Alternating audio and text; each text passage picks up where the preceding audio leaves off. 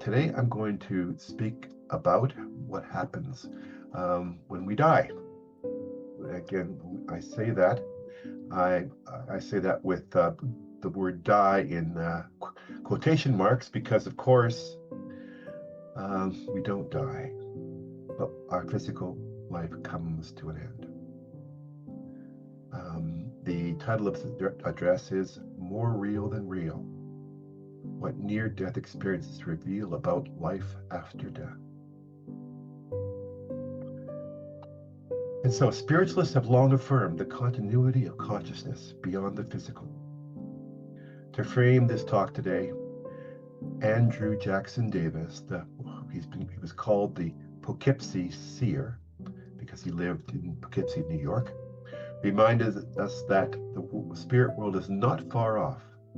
It's not far off. It is a mystical and unimaginable region. It is about us, in us, and through us, he would say. And what I'm going to do in this talk today is talk about a number of different anecdotal accounts, but also provide scientific evidence to support what many mediums, spiritualists, and these anecdotal reports have offered us over the years. You see, in terms of life after death, science is slowly catching up to us, and I'll explain more about that in a bit. However, one of the most elaborate accounts of the afterlife was provided by the noted scholar Frederick Myers. He was a professor of classics at Cambridge University. He was the first president and founder of the Society for Psychical Research. And he published one of the most important books ever written on this subject. It was entitled Human Personality and Its Survival of Bodily Death. Because at that time, Myers and many other esteemed scientists were intrigued by the evidence provided by spiritualists. The late 19th century, early 20th century was a time of great excitement about what mediums were actually providing in terms of evidence, often physical evidence provided from the spirit world. But after 20 years of research, Myers had not definitively answered his question of whether we survive bodily death, because there was still this lingering doubt and question about whether mediums were picking up information from their sitters psychically, which then requires no evidence of physical death, or no evidence that the spirit continues. It's not providing any evidence of that, or whether indeed it's coming from the spirit world. Since he was not a medium, the only way that he could, as a scientist, explore this question was, in 1901, he left on a fact-finding expedition. He passed away. After a few weeks, for more than 30 years, Myers communicated from the other side. He communicated through mediums around the world, providing fragments of information, or what were called scripts. He always provided a calling card to identify himself and instructed the mediums to record the bits, and when fitted together, they'll make the whole communication. It was Geraldine Cummings who actually wrote a book called The Cross Correspondences, where she documented all these scripts. Indeed, I think Heather in Calgary First Spiritualist Church has a copy of that book. It's one of the best libraries probably in most of Canada, and The Cross Correspondences from Geraldine Cummings is one of those books, I believe. He provided detailed instructions for how they are to be handled and who they should be sent to. Again, it might be a medium or a colleague at the Society for Psychical Research. Now, I won't go through all his descriptions of the afterlife, but I will talk briefly about one that's particularly important because it's the first one we generally experience. It's called the astral plane. While some may need to recover after a difficult life or passing, so there is a recovery phase, and others may wish to stay close to the physical world due to their attachments to this world, chances are when you pass away, you will arrive in the astral plane. And I suspect, but I don't have evidence of this, that indeed we are communicating with our loved ones because they are in the astral plane, and that's where the communication occurs from, because we essentially shift our awareness there as we do mediumship. But more about the astral plane. The purpose of your stop here is to exhaust all of your attachments to world experience and to realize the transitory and illusory nature of your desires, which is very remarkable to what the Buddhists say about the need to let go of attachments. The other aspect at the astral plane that is most important here, and what I want to speak to here primarily, is that once you reach the other side, your inner nature, your astral body, takes the place of your physical body. So you're literally turned inside out. Not only will everyone be able to perceive your inner thoughts, they'll be able to perceive your inner nature. Your astral body is a body of light that will provide you and anyone else a continual display of color and form through your aura, corresponding to your inner reality. Love can be seen kind of like as the roses next to Kate. Love is a rose color, hatred is black, jealousy is a lurid green, etc. What is more, the colors of your aura will be of varying coarseness or vibration depending upon the life you lived here, meaning that you will only be able to attract or experience those feelings and experiences that are harmonious with your vibration. Now, I tend to believe this also occurs here in this world, to be honest. And likewise, mediums can and do see the aura that we're talking about that's displayed in the astral plane. But here's the key of what I wanted to is really going to focus our discussion today. Only through re-experiencing, and that is re-experiencing every experience that you've had in life, you'll be able to raise your vibrational rate and shed off the coarser aspects of your astral body. What's also important to know here is not just re-experiencing what you experienced, because there have been many accounts of people, even when they're in life-threatening situations, seeing their life pass before their eyes. In the astral plane, you will not only re-experience your own experiences and gain wisdom from them, you will also re-experience what everyone else you came in contact with experienced. Because we are ultimately, at a spiritual level, all connected. This is where we gain true wisdom from our life in this world. You'll also find that you'll have greater wisdom because you will have your whole life to reflect upon and the karmic experiences to teach you, again, realizing the impact you have had. And further to that, you will also come to understand why others behaved the way they did. So I'll talk more about that in a minute in some actual anecdotal accounts. So beyond the evidence provided by Myers and cross correspondences, there are countless near-death experiences that provide and support evidence to our continued existence beyond the physical life and what I'm describing as a life review. In a recent BBC Crowd Science broadcast in November, and I'll say crowd science because this is a podcast that is devoted to scientific questions, which I was intrigued by the fact that they would focus on this topic, but nonetheless, it popped up on my phone and I listened to it. And much of the podcast was devoted to a lady named Kaylee and her near-death experience. So here's what happened. Kaylee felt herself separate from her body because she at that time was struggling with a great deal of personal problems and she experienced an overdose.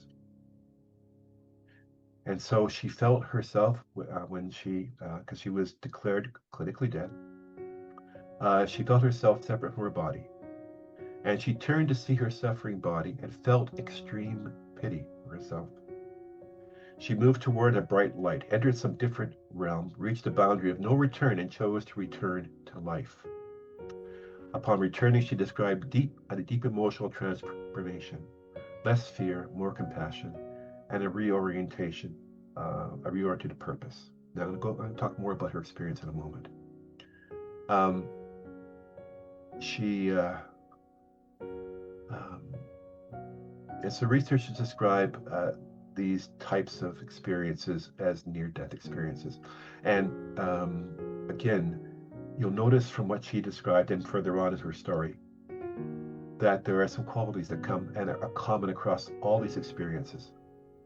There's clarity. We tend to see things in such a vibrant way. In fact, many have described their experiences of perception during these experiences as real, and really this physical world is being much duller and indeed almost like a dream.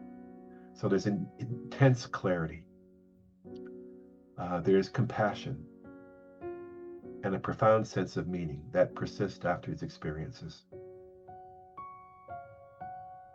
And so researchers said that even during clinical death, often including there's experiences of people reporting leaving their bodies, encountering beings of light, reaching a point again, a point of no return.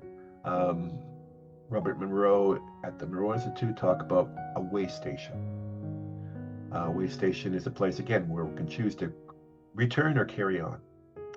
Across cultures and centuries, people reports show how striking consistencies there are across all these elements, although some of the content that's reported may change based on one's religious beliefs and culture. Emma Hardage Britton, whose mediumship helped shape the 7 principles, affirmed that the communion and experience and continuous existence of the soul is part of what we believe in. And these truths are demonstrated through evidential mediumship. But some of the commonalities and key patterns, again, through these near-death experiences are movement through a tunnel, moving into the light, a sense of out-of-body awareness. Sometimes that's seeing one's own body, and sometimes it's just moving on and sensing the body being separate. There's a transition to other realms. And again, this boundary or no return. And sometimes a decision to return. Now, a very significant feature is what I described earlier from Meyer's work is a life review. And many experiences report a life review, a panoramic recall of one's life, sometimes with empathic immersion into others' feelings. So what Meyer described is indeed what very often individuals with near-death experiences describe. Kaylee said, I saw everything from the moment I was born and felt my own emotions and those of others, deepening my compassion. She said, I looked at my life on a movie screen, but it was like I shifted from the third person into the memory itself, and I inhabited my body and the people that were in those memories. I felt every emotion I was feeling in that moment. So I experienced every emotion that they also, people that she was encountering, had encountered in her life. I experienced every emotion that they had ever had in their life, up to the point where they were doing me wrong in some way, shape, or form. I knew why they were the way they were, or why they acted in those ways. And it gave me a lot of hope that maybe, just maybe, my life is meant to be greater than I previously thought. So when you begin to think about that, when you think about what the life review does for us when we pass, both in terms of understanding ourselves and re-experiencing our life, but also experiencing the impact we've had on others and also understanding their life. You may want to ask yourself then, how might that shape our choices today and what we do? So, again, we had an anecdotal experience, and of course we had Meyer's reports from the afterlife. But now, just recently, the last number of years, we're getting scientific evidence that this occurs. There have been reports of individuals who experience cardiac arrest. And very often they go into arrest at home and then they're brought to the hospital. And they're put on an EEG as part of the normal ICU process. Now, researchers who have access to these recordings have noted that after clinical death, this is after clinical death, which according to these medical researches occurs when the heart stops beating, stops pumping blood. Between 7 and 20 minutes after, there are surges of gamma wave activity in the brain, especially in regions tied to vision and memory, which align very closely with the reports of tunnels, light, and recalling our life. They've also reported a great deal of activity in the right temporal parietal junction, a region linked to out-of-body sensations, but most importantly, relates to is the area of the brain where when a person is empathetic to others. So basically, the part of the brain that's associated with empathy also is stimulated to a very high extent. Now,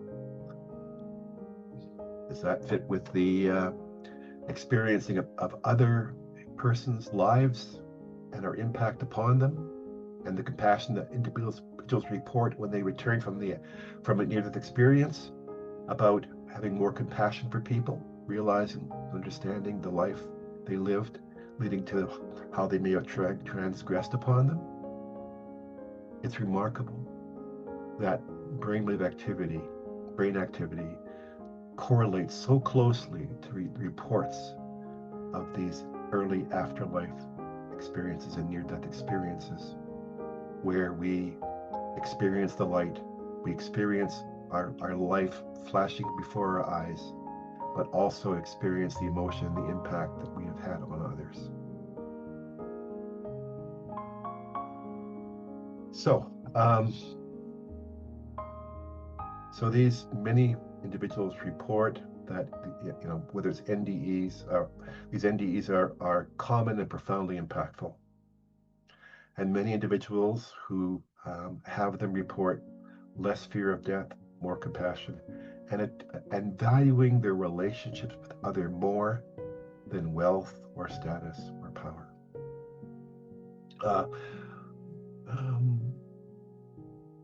So finally,